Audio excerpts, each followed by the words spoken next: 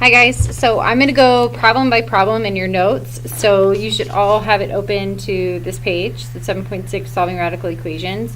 I'm going to do each problem as its own video, that way you guys have time to ask questions or do whatever you need to do in between. But anyways, so again, we're going to do the first one here.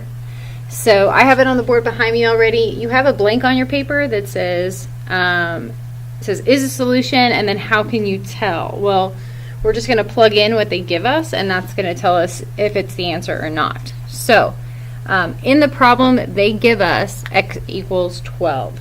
And so your homework is going to do the exact same thing. So your job is just to kind of plug in the value that they give you.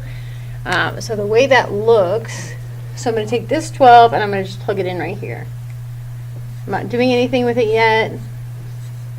I'm just setting up my problem.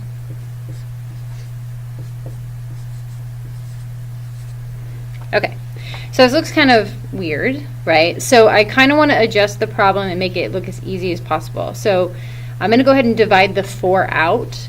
That does two things. It gets rid of the 4 on the one side, but it also makes 28 smaller, which is what I want. So if I divide both sides by 4, this goes away. And now 28 divided by 4 is 7.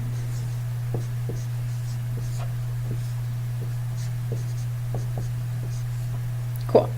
Okay, so now what can you do? Well, the obvious thing would be to simplify what's inside the parentheses.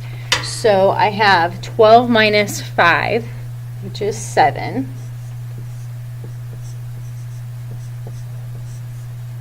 Right?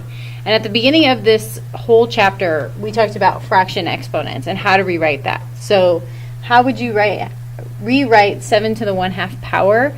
This is just the square root of 7. And then obviously this is just 7, right? That didn't change. So you ask yourself, does the square root of 7 equal 7? It obviously does not. It's completely different. So what can we say about x equals 12? It's obviously not a solution, right? So we can write that. Not a solution.